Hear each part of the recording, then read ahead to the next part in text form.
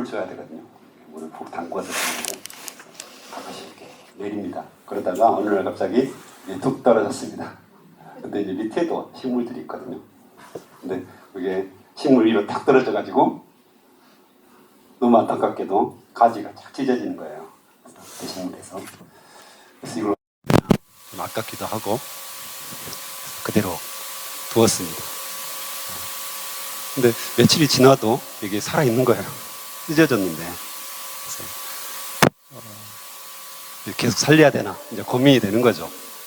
그렇다고 이렇게 칭칭 감아서 살릴 수도 없고 그치면 이렇게 살 것 같기도 한데, 그리고 이제 그대로 놔두다니 식물의 모양이 안 좋잖아요. 그렇게 해가지고 결국에는 쓰라린 마음을 가지고 제거를 했습니다. 그래서 식물을 보호해야 되고, 또 어차피 오래 가면 꽃 피는데도 도움이 안 되고 여러 가지 모양도 도움이 안 돼서 제거를 했는데, 오늘 본문 말씀을 보면서 그때 생각이 나더라고요. 예수님께서 나는 참 포도나무요 내 아버지는 농부라. 무릇 내게 붙어 있어 열매를 맺지 아니하는 가지는 아버지께서 그것을 제거해 버리시고, 무릇 열매를 맺는 가지는 더 많은 열매를 맺게 하려 하여 그것을 깨끗하게 하시느니라. 그래서 아버지 하나님께서 포도나무를 가꾸시기 위해서 쓸데없는 가지들, 열매를 맺지 못하는 가지들을 다 제거하시고 더 열매를 풍성하게 맺게 하려 하신다는 거죠. 그래서 포도나무를 심으면 나중에 보면 잔 가지들이 막 나오잖아요. 근데 그 잔 가지에 영양분이 가죠. 근데 그거 놔둬도 절대 거기서 포도나무가 열리지 않죠. 포도가 열리지 않죠. 그래서 그 잔가지들을 계속해서 가지치기를 해야 되잖아요. 한참 지금 이제 가지치기를 할 시기죠. 뭐 사과라든가 배, 포도나무도 다 가지치기를 해야지 결국에는 나중에 새순이 돋고 거기서 열매를 맺는 거잖아요. 그대로 놔두면 새순들이 자랄 수가 없죠. 봄에 자랄 수가 없고 그의 기운이 계속 막히니까 그것들을 다 잘라낸다는 거죠. 그래서 우리 신앙생활에서도 이런 영역들이 상당히 있습니다. 그래서 우리가 예수 그리스도를 믿고 믿음 생활을 할 때 말씀 보고 기도하고 예배하고 하나님과 더 긴밀하게, 더 친밀하게, 나중에 친구라는 단어가 나오는데 더 가깝게 지내는 것이 굉장히 중요하잖아요. 그런데 방해하는 것들이 많죠. 뭘 여러분들은 뭐가 여러분들을 방해하던가요? 요즘 뭐 유튜브라든가, 예전에 이제 TV가 특별히 드라마, 또 요즘은 유튜브라든가 쇼츠. 그래서 이렇게 보고 있으면 나도 모르게 빠져듭니다. 저도 목사지만 다 보고 있으면 이 컴퓨터들이, AI들이 얼마나 지능이 발달되어 있는지 제가 좋아하는 것을 하게 골라서 계속 그 다음 내가 흥미를 가지고 있는 것들을 그대로 이렇게 보여줍니다. 그러니까 거기에 빠져 있는 사람들이 꽤 있습니다. 또 젊은이들은 특별히 더 그렇고. 헛짓거리죠. 그거 봐서 뭐가 어떻다는 겁니까? 쓸데없는 일이고 때로는 시간을 때우는. 그래서 이 엉뚱한 일들, 거기에 계속해서 빠져드는 거죠. 우리가 이런 것들을 우리가 제거하고 잘라내야 되는 거죠. 잘라내면 어떻습니까? 아프죠. 또 괜히 허전하죠. 하지만 우리가 그것들을 잘라내지 않으면 열매를 맺을 수 없다. 분명하게 말씀을 하시는 거죠. 이 현대사회에서도 우리가 늘 쓸데없는 일에 계속해서 집착하고 빠져들고, 그것이 마치 우리 삶에 기쁨을 주는 것처럼 나는 요가 생활을 잘하고 있어. 그런 것들을 우리가 늘 살펴볼 필요가 있죠. 열매를 맺는데 정말 하나님의 기쁨, 하나님의 마음을 시원케 하는데 쓸데없는 일들, 이런 것들이 내 삶 속에 들어와 있지는 않는가 늘 살펴볼 필요가 있는 거죠. 그것들이 다 내 성장을 방해하는 거거든요. 괜찮아요. 보기에는 괜찮아요. 또 계속해서 영양이 공급되고 있어요. 그래서 거기에 힘을 쏟을수록 정말 필요한 곳에 우리가 힘을 쏟을 수 없게 만든다는 겁니다. 그래서 늘 우리는 주의하고 주의해야 된다 말씀하십니다. 또한 오늘 본문 말씀에서는 4절부터 시작해서 거하라, 거하라, 내 안에 거하라. 계속해서 내 말이 너희 안에 거하면, 그래서 거한다는 단어가 꽤 많이 나옵니다. 그래서 연결되어 있고 붙어 있는 거죠. 다 붙어 있는 거죠. 그래서 예수 그리스도와 함께 유기체적으로, 영속적으로 생명의 연합을 하고 있다는 의미입니다. 딱 붙어 있는 거죠. 예수님과 떨어질 수 없는 관계로 계속해서 붙어 있으라 말씀을 하시죠. 붙어 있으면 포도나무의 생명의 진액, 성령의 진액, 영적으로 해석하면 성령의 진액이 내 안에 계속해서 흐르게 된다는 것이죠. 흐르게 되면 결국은 그것이 열매를 맺게 하고 풍성한 삶을 계속해서 가져다 준다는 것입니다. 내가 예수님께 완전하게 붙어 있을 때 결국에는 이 모든 것들이 이루어진다는 거죠. 조금 전에 가지가 찢어졌을 때 살아있죠? 조금 붙어 있기 때문에 살아있습니다. 그렇게 쉽게 마르지 않습니다. 하지만 그 가지에서는 꽃이 피고 열매를 맺고, 열매 맺으면 찢어져서 완전히 떨어지겠죠.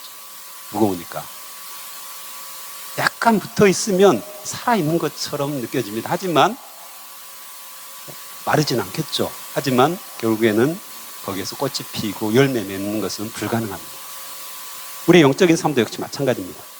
예수님께 완전히 의지하고 완전히 붙어 있을 때 우리가 열매를 맺는다고 분명하게 말씀을 하십니다. 그러면 그 거한다는 의미가 뭐냐? 뭐죠? 천국 가야지 거하는 겁니까? 아니면 계속 우리가 교회 안에 있으면 예수님 안에 거하는 겁니까? 그것에 대해서 다시 한번 설명을 해줍니다. 거한다는 것은 10절에 보면 내가 아버지의 계명을 지켜 그의 사랑 안에 거하는 것 같이 너희도 내 계명을 지키면 내 사랑 안에 거하리라. 아멘. 즉 말씀을 지키라는 거죠. 말씀이 중요하다고 분명하게 말씀을 하십니다. 그래서 말씀 안에 거하는 거죠. 우리가 말씀의 진액, 성령의 진액이 공급이 되겠죠. 말씀 안에 거하면. 그냥 단순히 우리가 말씀을 읽고 묵상하고 이 정도가 아닙니다. 어떤 분들은 이렇게 표현합니다. 말씀이 육화된다. 말씀이 내 안에 완전하게 육화되어서 나의 생각, 나의 마음, 나의 말, 말투, 행동, 습관까지도 완전히 말씀에 사로잡혀 있는 상태. 그래서 나의 모든 삶, 모든 인격이 완전히 말씀과 하나 되는 상태. 이러려면 어느 정도 말씀을 봐야 될까요? 계속해서 말씀을 묵상하다 보면 이 말씀의 성경의 원리들, 그렇죠? 하나님께서 어떤 의도를 가지고 말씀하셨는지, 왜 이 말씀을 하셨는지, 어떤 배경에서 이런 말씀을 하셨는지 그것들이 내 안에 확 들어오는 거죠. 그래서 그 말씀대로 그냥 명령했기 때문에 그대로 순종한다. 이것보다는 그냥 내 자체가 말씀의 삶을 살고 있는 그런 모습들을 우리가 보게 된다는 거죠. 또한 기도에 대해서도 나오잖아요. 기도하라고 하나님이 말씀하십니다. 구하는 것은 다 받을 것이다. 이렇게 말씀을 하시죠. 그래서 말씀과 기도가 그만큼 중요하죠. 그래서 내 계명을 지켰을 때 11절에 보면 내가 이것을 너희에게 이름은 내 기쁨이 너희 안에 있어 너희 기쁨을 충만하게 하려 함이라. 이렇게 말씀을 하시죠. 너희 안에 충만하게 된다는 거죠. 기쁨이 충만하게 되는 거죠. 정말 계명을 지키고 말씀과 기도의 삶을 살면, 순종의 삶을 살면 너희 안에 기쁨이 충만하게 될 것이다. 성령이 충만하게 될 것이다. 평안하게 될 것이다. 또한 앞서 근심하지 말라. 두려워하지 말라. 이렇게 분명하게 말씀하시는 거잖아요. 그래서 말씀이 우리 안에 가득 차고 또 기도가 풍성해질 때 두려움이 없어지고 근심이 없어지고 오히려 기쁨과 평안이 우리 안에 있을 거다고 이렇게 말씀하십니다.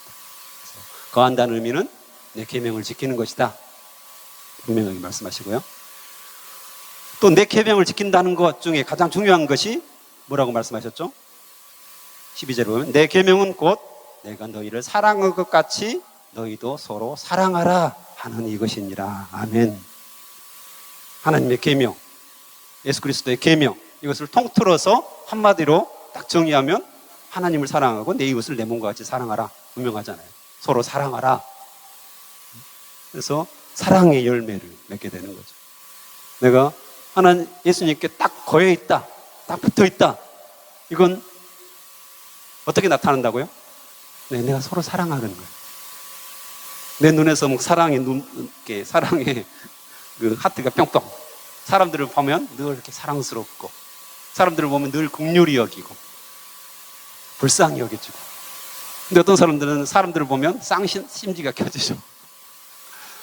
좀 뭐 잘못하고 있나? 왜 이렇게 떡도 안 줬는데 밉지?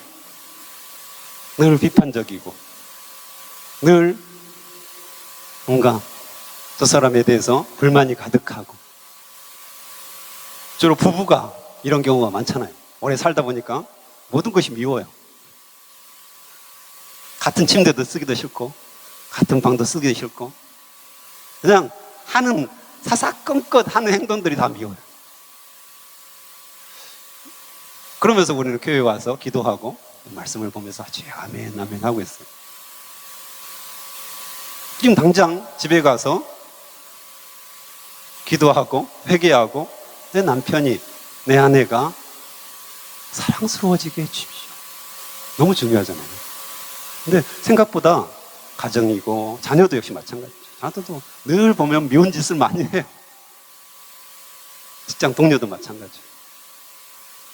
내가 사랑하지 않는데, 내 마음속에 이런 사랑들이 가득하지 않는데 나는 말씀과 기도 속에서 아멘 아멘 하고 있어요. 말씀을 순종하고 있다고 말해요. 굉장히 우리가 이중적이라는 생각들을 합니다. 저도 역시 마찬가지입니다.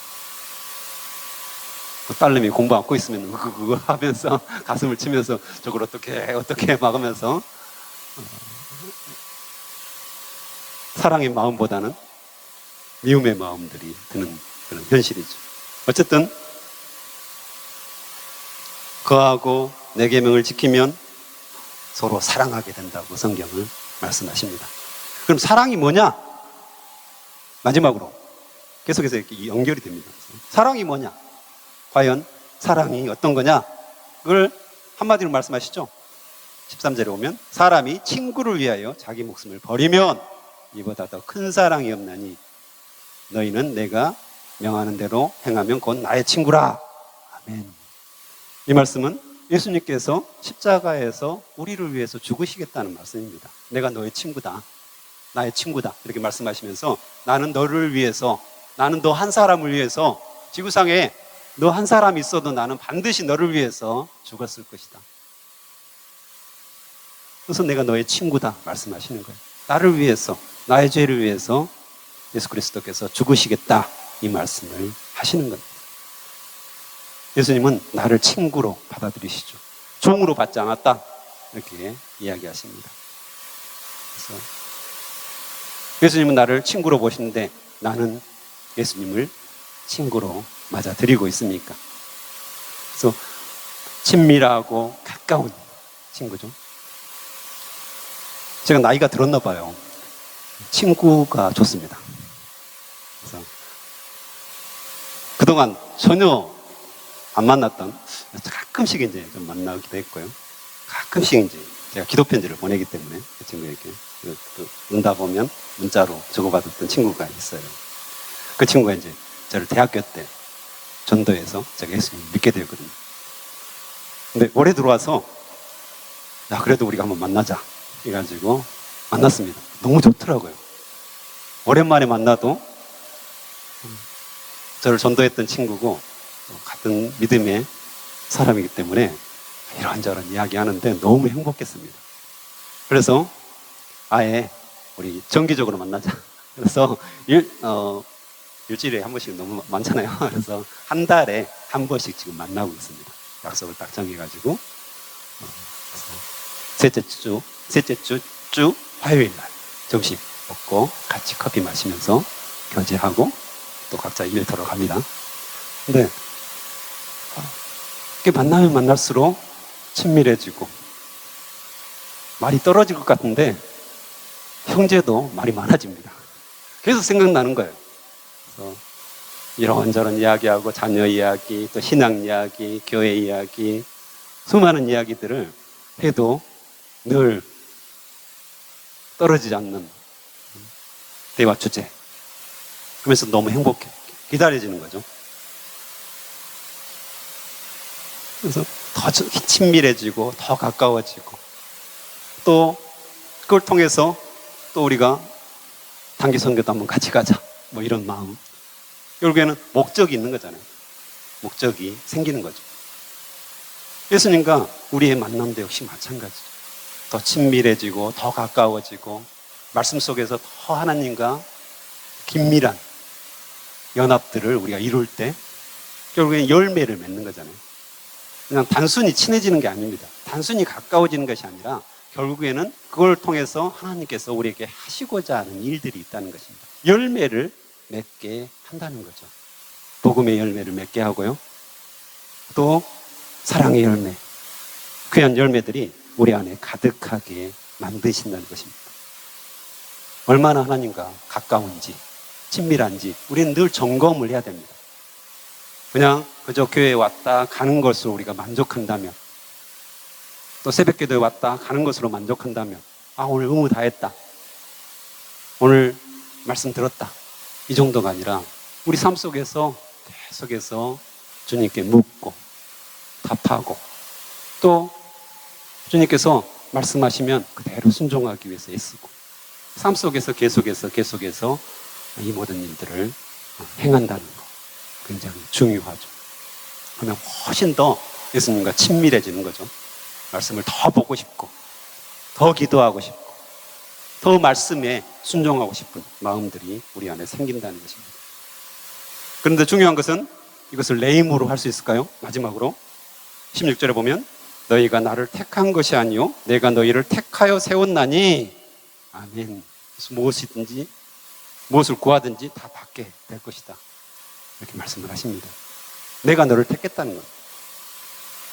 결국은 내가 열심히 한다고 해서 신앙생활이 다 되는 것이 아니라 주님께서 택하셨기 때문에 되는 겁니다.